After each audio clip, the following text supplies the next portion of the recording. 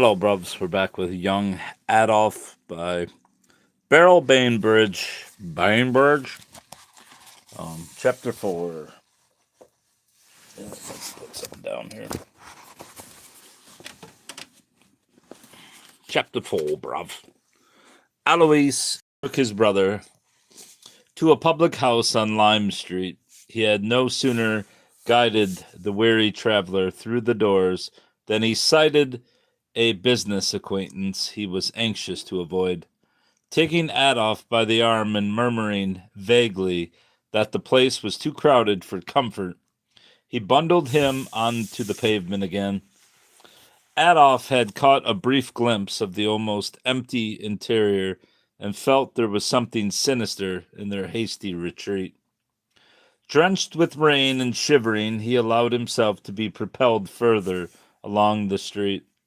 He was bewildered by the crowds that marched shoulder to shoulder in either direction, jostling and bumping into one another. He thought wildly that he must have stumbled into a demonstration, an uprising of some kind. At one moment he was forced into the gutter and almost run down by a brewer's cart pulled by a horse the size of an elephant.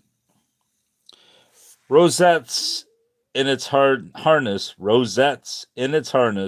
and water streaming off its massive haunches, the animal thundered past him. He had never seen such a horse. Trembling, he clung to Alois's arm and was dragged into a public house on the next corner. Here he sat at a little round table beside a paneled partition with a screen of glass above, elaborately cut and patterned. Normally he detested spirits, but now his whole body was shuddering with cold and fatigue. His teeth chattering against the rim of the glass, he drank his measure of gin at one gulp. Alois began immediately to talk about himself and his ambitions for the future. He made no apologies for claiming to have been the youngest, as well as the most popular under manager ever employed by the Ritz Hotel in Paris. What do you got, Brobs? He knew his own worth. When the band struck up and the diners rose from their table, the women couldn't resist bumping into him. Many a time, one lady or another, fox-trotting across the polished floor, feathers trembling in her headdress, had glanced over the shoulder of her partner and flashed him messages with her eyes. His progress in London had been equally splendid. The people he had met, and as for Liverpool, though he said it himself, he had done so well that within 6 months of arriving in the city, he had bought his own hotel and later a restaurant. Not for the riffraff, of course. His customers had mainly consisted of shipping kings and cotton magnates, the real swells.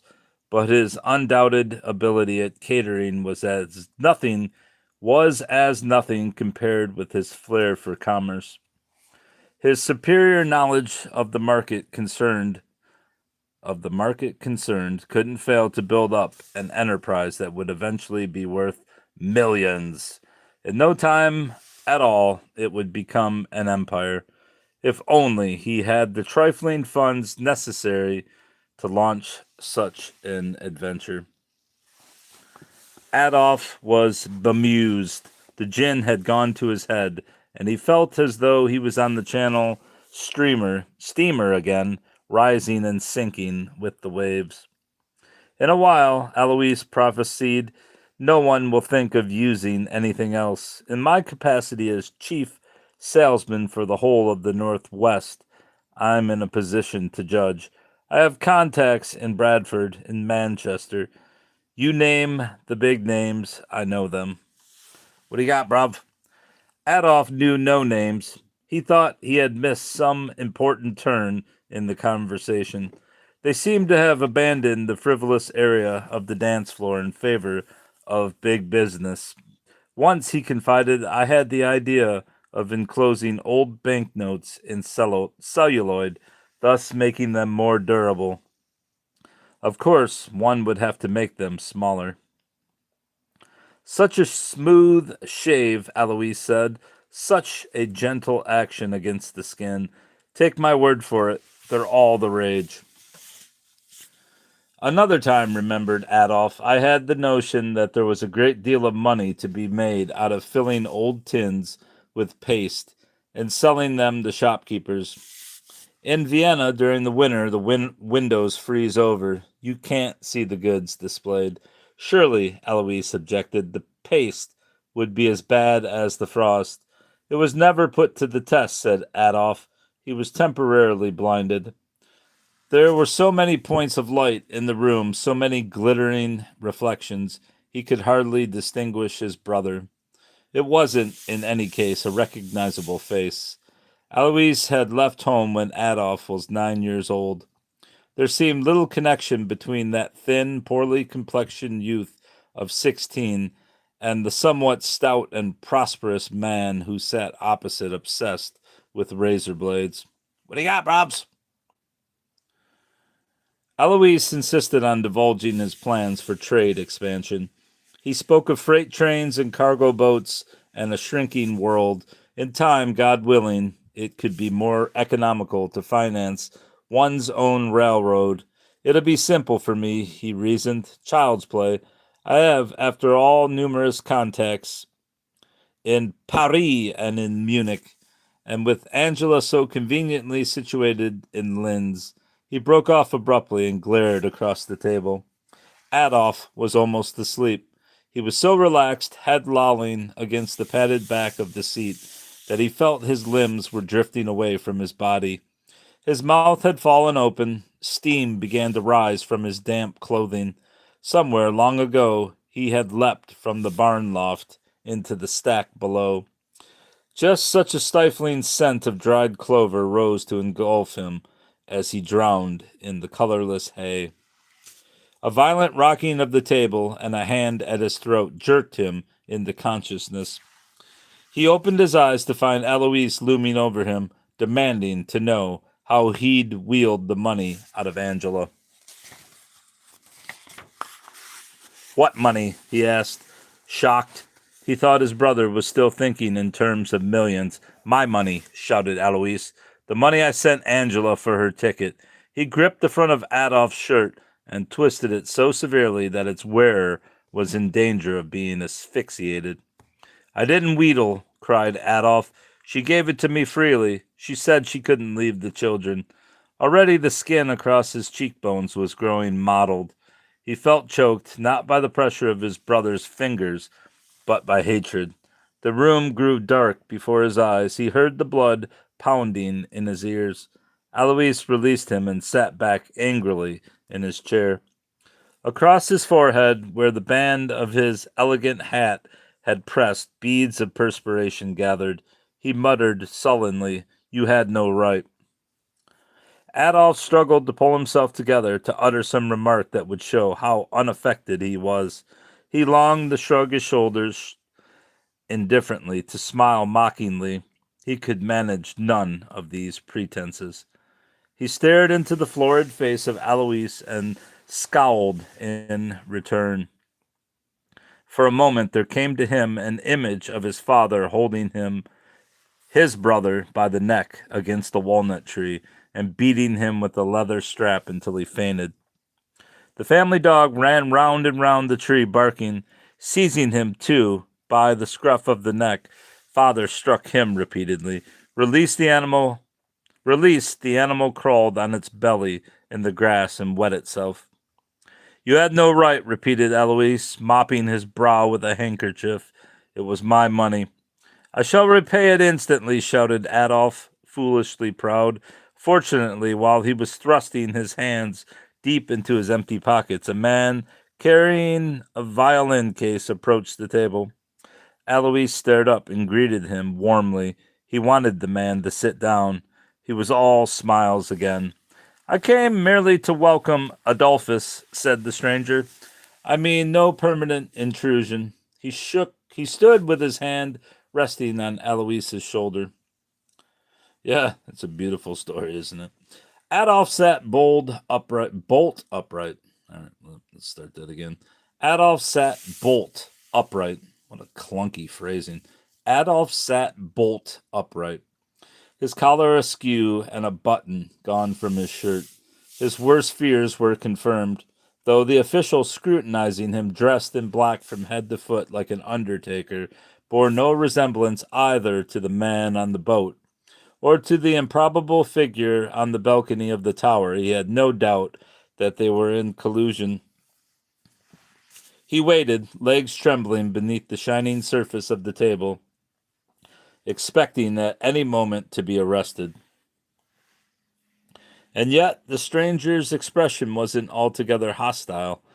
Biding his time, he studied Adolf carefully, as if not entirely sure he was the one.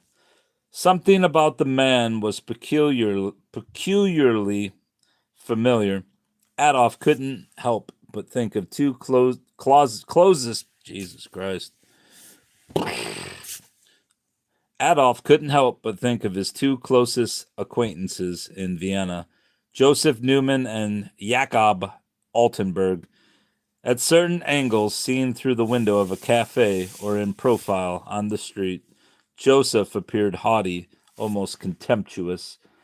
This impression was due to the mask-like composure of his features, and had little to do with the shape of his nose or the fullness of his lips. It was as though, rather, in the manner of the leopard and its spots, he had inherited from others before him a uniformity that enabled him to move undetected through the surrounding jungle. But suddenly, his attention drawn by a rapping on the glass or the calling of his name, he would turn and smile like a woman, warmly and seductively, his whole face transformed. Then it was perfectly plain to which species he belonged. Journeys, said the man, are often uncomfortable. Sometimes one's feet hurt abominably. Adolf stared. Unless one can afford to travel in style, added the man. He can't afford to travel at all, Alois said. He winked maliciously. These struggling artists never have a halfpenny. Brutal, buddy.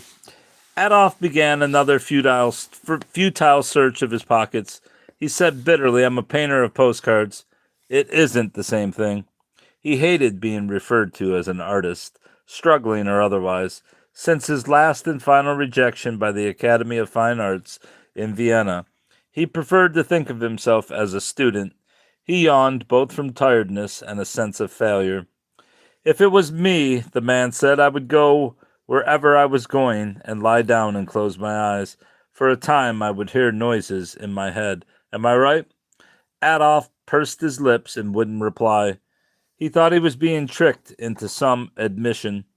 He gazed fixedly at the far wall and the painting of a black ship that sailed across a cracked and varnished sea.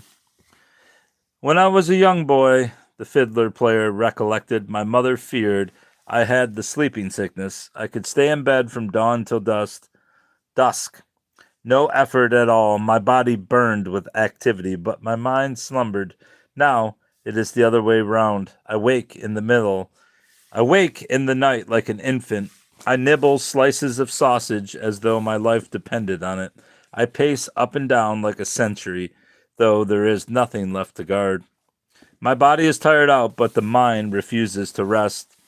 At this, Adolf couldn't resist glancing upwards. The man smiled. His large, melancholy eyes shone with dreadful tenderness. Adolf was greatly affected by the quality of this smile. He had been unnaturally controlled for many hours, the long train journey full of unfathomable alarms, Alois's boisterous greeting, and his vulgar talk of intrigues and empires had held him in a state of perpetual suspense, of tension. He had been in the position of the hunter who, sighting his prey when least expected, knows that the slightest sign of agitation will produce a stench of fear and bring the beast with outstretched claws bounding towards him. Now he could run to that equal beside the campfire and admit he had come face to face with death. It's true, he stammered. I can't stop thinking. He realized that the man so kindly regarding him was unlike either Newman or Jacob Altenburg. There was someone else whom he resembled, some earlier figure who carried not a violin case but a Gladstone bag containing wads of gauze and a bottle of iodoform. Iodoform. It was the doctor who had attended his mother when she was dying of cancer, and who had confronted him when, the life gone from her, she lay with a rosary piously tangled in her fingers. My dear boy, Dr. Block had promised, in time you will get over it, believe me. One doesn't lose all sense of judgment, thought Adolf, after a single glass of spirits. Here at last was an individual of the same caliber as himself, a human being of sensitivity, one who could speak of important matters, of things that nourished the soul. The man, turning to Alois, began to talk in English. Adolf watched their faces and listened to the strange sounds. All the while he was conscious that the eyes of the fiddler still glowed with that mournful expression of sweet concern. Do you want me to try for cutlets tonight, or would you prefer the fish? You have the mutton, don't forget. Fish, replied Alois. Peaches, too, if it could be managed. It can be managed. Looking at Adolf, the stranger lifted his violin case in the air and tapped it significantly. I don't play an instrument, confessed Adolf. I never had the opportunity, but I love music, Wagner in particular. We have a very fine concert hall, the man told him. You must go there. Assuring Adolf that they would meet, presently he raised his black felt hat in a polite gesture of farewell and treaded his way between the tables to the door. And that's my chair, not me blowing ass. You were bought a piano by mother, said Alois. According to Angela, it was an expensive model. And you had lessons. Very few, Adolf said sharply. Later, the piano was sold. Angela and Paula shared the money.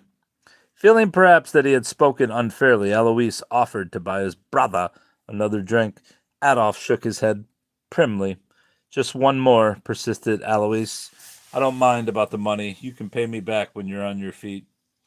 I don't approve of spirits, said Adolf, his face growing more pinched and disapproving than ever. God damn it, cried Alois, exasperated. I can't stand a man who doesn't drink. And maneuvering himself from his chair, strode angrily away. Chapter 5. Adolf sprawled listlessly against the partition. Now that the musician had gone, doubts began to assail him. Had there been an implied threat behind the words, "We shall meet again"? Why the ferocious insistence that he should visit the concert hall, and those noises he might hear in his head, were they whispered injunctions to give himself up, or the more ominous sound of military boots tramping towards him? What was the old Jew getting at with his maudlin anecdotes of lazy adolescence, his tragic expression, that bamboozling air of feigned and moist compassion? There was nowhere he could hide and no one he could turn to for help. He supposed his half-brother had deserted him. He slumped deeper in his chair, horribly awake, and stared at the band of gray silk that encircled the crown of Alois's splendid and abandoned hat. What's the time? Said Alois, although he knew already.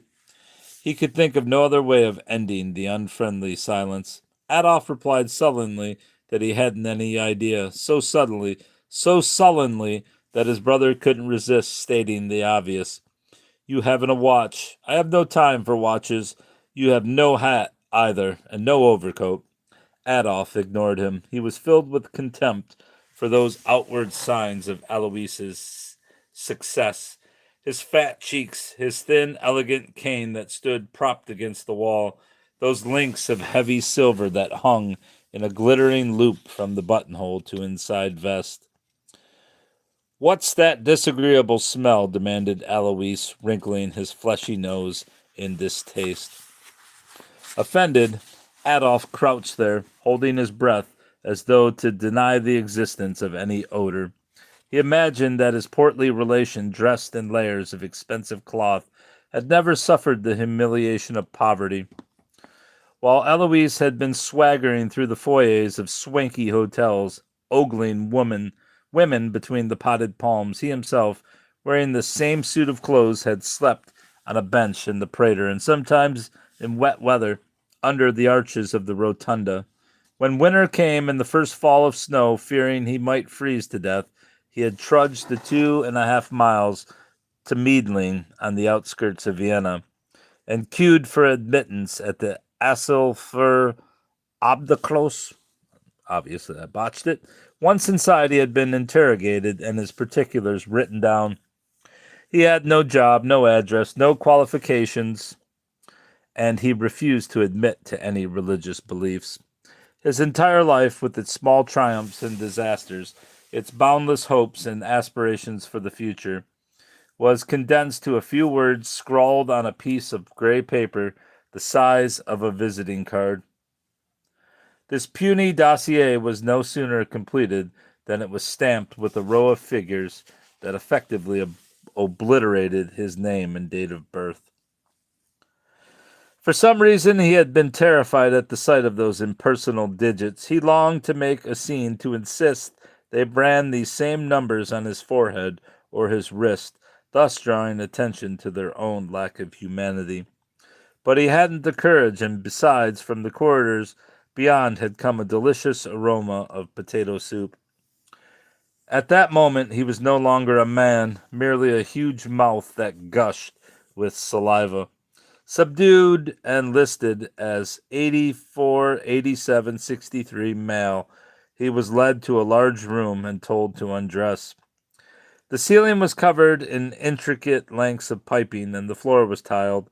Here he bathed in public, and later stood with a square of toweling held modestly in front of him, while his clothes were disinfected. When they were returned to him, the armpits of his jacket and the crotch of his threadbare trousers had turned a delicate shade of lilac. Periodically, over the last 3 years, he had undergone the same demanding ritual in various other institutions. He was now like a walking weather vane, the least hint of dampness in the air, and an unmistakable reek of Lysol instantly emanated from him. "I may have an overcoat that would fit you," said Eloise, and added, "It's hardly in my best interest to be seen with someone so shabbily dressed as yourself." He was looking down as he spoke, tapping the rim of his glass with the edge of his wedding ring. Until that moment, Adolf had been huddling, metaphorically, on some ledge above an abyss. Several times he had felt himself swaying. Now, with that brutal offer of second-hand finery, Alois kicked him into the depths. Falling, he grasped at the table and tilted it towards him. The glass slid from underneath Alois's fingers. He looked up and was startled by the absurd expression of rage on Adolf's face. He was holding his head at a curious angle, as though an invisible hand was pulling his hair out by the roots, and sneering so ferociously it was almost comical. As he stared dumbfounded, Adolf began to snarl like a cornered fox. "Pull yourself together," said Alois, embarrassed. He shifted his chair further round the table, endeavoring to screen this extraordinary sight from the rest of the room. He had a fair temper himself, as he would be the first to admit, but he was staggered by this rather effeminate display of snickering frenzy. Some instinct prevented him from slapping his hysterical brother across the cheek. Adolf started to shout incoherently. Alois had swelled to such vast proportions that his mouth, beneath those hateful and beautifully trimmed mustaches, was capable of devouring him. He half raised his fist, prepared to burst those pink ballooning cheeks. Just then Eloise, who had some experience of horses, realizing that Adolf was ready to buck violently, smashing the glass panels to smithereens in the process, took out his handkerchief and began to murmur, "Steady, whoa, steady," over and over again. He managed eventually to slip an arm about his brother's hunched and trembling shoulders. Twice Adolf, ranting incomprehensibly about vermin and redskins and men with beards, broke away from him. But he was wearing himself out. At last he allowed Eloise, still uttering those little clucking noises of motherly firmness, to dab at his lower lip, which was bleeding quite copiously from the constant snapping of his agitated jaws. Rising and thinking glumly that this was yet another public house he wouldn't care to show his face in for some time, Eloise steered him through a dozen smirking onlookers to the door.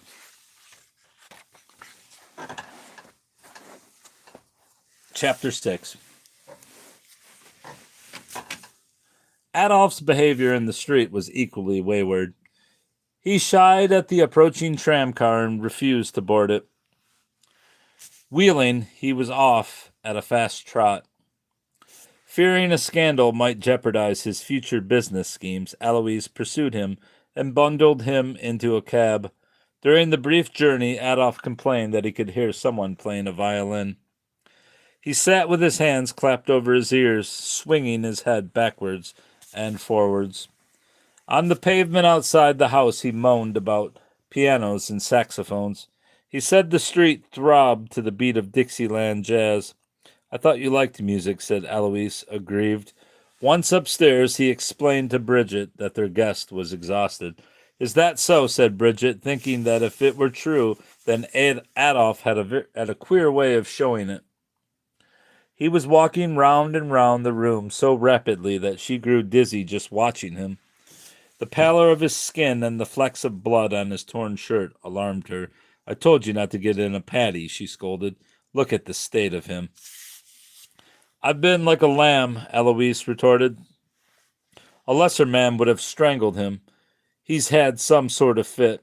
"A fit!" she cried, and her hands shook as she served the supper. Conversation at the table wasn't as she'd imagined.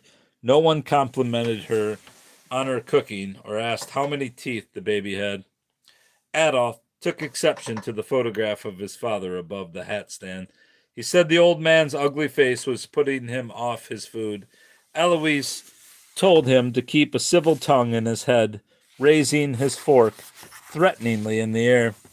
He dripped gravy on the nice white cloth, at which Bridget, voluble with embarrassment, recounted the saga of the runaway cart with its wheels caught in the tram lines. "The old fellow driving the cart," she said, "was clinging on for dear life. He was losing his hat." She lifted her hands to touch her auburn hair. In the middle of this description, Adolf turned to Eloise and demanded to know what she was saying. Impatiently, Eloise began the story again. Halfway through, Adolf leapt up from the table and spun round and round with knees bent, and arms held out like wings. The starched napkin tucked into his collar hung stiff as a board over his wretched shirt. "God bless us," cried Bridget, watching his frantic caperings on the pink carpet. His white face reminded her of the urchin on the tram. Was it mirth or belly pains that gripped him? "He's off again," said Eloise, rising from his chair. He pulled the sofa nearer the fire and, taking Adolf by the arm, laid him forcibly down and covered him with the plaid blankets. "I've had enough," he told Bridget. "I'm going out." "Don't leave me," she pleaded. "He's not dangerous," Eloise said. "The silly beggar thinks someone's stolen his cap." "Shut yourself in the bedroom if you're worried." He turned out the electric light and picked up his coat and walking stick. "Is it catching?" Bridget asked, concerned for darling Pat. But with a shrug of his shoulders, Eloise left her and went running down the stairs. It occurred to him that it had been the most regrettable action of his life to send money to his sister in Linz.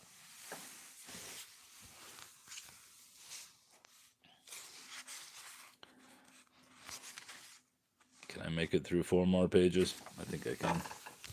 For 5 days and nights, chapter 7. For 5 days and nights, Adolf lay almost continuously on the sofa in the front room.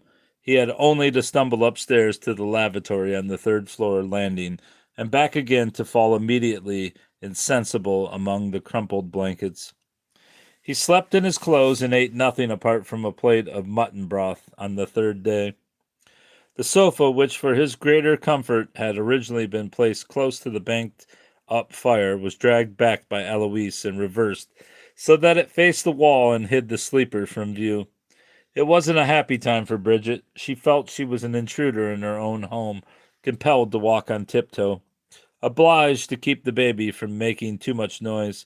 She didn't want them both to be murdered while Eloise was out selling his safety razors. She fled downstairs to the basement looking for sympathy from Mary O'Leary. Mary was 65 years old and Russian. Bridget supposed she was Mr. Meyer's maid of all work. She did his washing, and she certainly cooked him a dinner every Sunday at around 4 o'clock. At 3:30, Meyer prudently opened both the lobby doors and the door onto the street in preparation for the fumes that would soon engulfed the house from the cellar to attic. Sometimes Mary scrubbed the front steps, and now and then she was to be seen on her massive knees in the hall, rubbing the oilcloth with a dry rag. Mostly she stayed below stairs and gave her full attention to the fire, careful never to let it go out. She stood at her post like an eccentric stoker, a shovel always by her side, wrestling hourly with the intricate series of flues and dampers that regulated the ancient range. Clamped on her gray head was a poke bonnet she had worn as a girl, its gaudy ribbons long since frazzled up into 2 charred knots that dangled on either side of her fiercely burning cheeks. The basement was undoubtedly the warmest room in the house, though the underground spring that ran beneath the sloping street overflowed from time to time and flooded in knee-high over the stone flagged floor. With its low ceiling, its gas chandelier of cast iron hanging like a lump of rock above the scrub table, the room had a dignity, according to Mr. Meyer, that the rest of the premises lacked, having been torn apart and renovated and partitioned by a succession of ignorant landlords. Bridget herself thought it was a desperate hole to live in. There were rats leaping, supple as ferrets, through the coal cellar, and strange vegetable growth sprouting on the damp walls. Mary O'Leary was standing at the table, manhandling half a dozen of Mr. Meyer's soiled and celluloid shirt fronts. She listened to Bridget's complaints. First, he had no luggage, Bridget said, and now it turns out he was robbed every step of the way. Books and clothing and things. He hasn't even a change of shirt, and his shoes are worn through. He talks in his sleep. He has bad dreams. Great God, muttered Mary O'Leary, scraping at the collars with the worn heel of her scrubbing brush. He said he spent a fortune on some medicine that had made his mother die. It stained her yellow and closed her throat. It's a wonder he didn't choke saying it, Mary O'Leary cried. It was Eloise that said it, admitted Bridget. I don't know what the truth is, but it can't be good for the baby. What does he look like? Asked Mary, referring to the guest with nightmares. She wasn't being nosy. 2 months after her 40th birthday, while working as a skivvy for her uncle Reub, or is that Rube, in his watch mender's shop on Brownlow Hill, she had been approached by an Irishman, taken to a twopenny hop, briefly courted, and unexpectedly married. On her wedding night, her husband had protested that she was both old and hairy, and had departed in the morning, never to be seen again.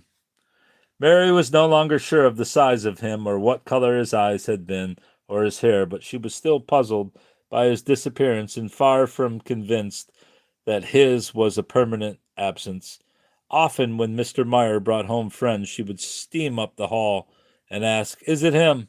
as though 25 years was yesterday, and the elusive O'Leary had merely popped round the corner for a twist of tobacco. He's not tall, said Bridget, but then I've hardly seen him on his feet. He has very blue eyes. His head's shaved. How old? Demanded Mary O'Leary. 23, Bridget said. Eloise is worried about his papers. He doesn't think they're in order. She didn't care to tell Mary that while his brother slept, Eloise had already rifled his pockets and found his passport incorrect. He's an artist, said Mary O'Leary. Meyer told me. He said they don't always do what's convenient. Bridget didn't know what to think. Eloise was very contradictory in his statements. In the past, he had called Adolf a gifted architect, a scholar, a man of special talents. His opinion was based on memories of his half-brother as a boy and information given him by his sister Angela. Why, when Angela's husband had died, leaving her with young children to support and Eloise's sister Paula to look after, Adolf had voluntarily surrendered the small pension left to him by old man Hitler, and made it over to Angela. He was generous, clever, and someone with a future. Now, however, with Adolf slumbering in the actual heart of his living room, Eloise fumed that he was a deadweight, a thief, that he had always been spoilt. In order to prize the money out of him, Angela had been forced to take him to court. He had broken his mother's heart and wiped his bum with his report card from the real school. It's certainly inconvenient, Bridget said, to have him lying there all day long. I don't know where to put myself. Mary O'Leary wanted to know if she could take a peep at him, just to see what manner of person he was. She shoveled more coal on the fire to make sure it wouldn't die on her while her back was turned. There's not much of him visible, said Bridget. He's facing the wall, and he keeps his head under the blankets. Great God, whispered Mary O'Leary, that you should have a corpse on your hands. Elbow moving like pistons, she mounted the stairs to the second floor. Is he all right? Breathed Bridget. Adolf lay on his back, with his arms folded over his face, still attached to his frayed collar. Her napkin, now limp and creased, rose and gently fell. I have seen this before, said Mary O'Leary. The wife of my Uncle Rube lay just so for many years. Now and then she called piteously for her mammy. She stared thoughtfully down at the pole-axed visitor. Possibly a sudden shock will bring him back, and she waved her arms above the sofa and emitted several guttural shouts as though she was engaged in riddling the boiler. Darling Pat, lying peacefully asleep in the wardrobe drawer, woke and began to cry loudly. Adolf slept on. Perhaps a bucket of water would do more good, observed Mary O'Leary. Years, wailed Bridget tearfully, picking up the baby and patting his back. I can't stand another day. If she hadn't alienated her mother's heart by running off in the first place, she might have packed her bags and taken the next boat home to Dublin. At least you know where he is, said Mary O'Leary. What a dreadful book this is so far. I mean, or what? A quarter through, and it's just, it's a nothing book. Oh well. Hey, it's Scribe.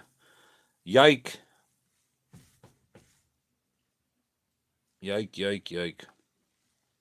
You're too late, Brubs, if you're still here. You too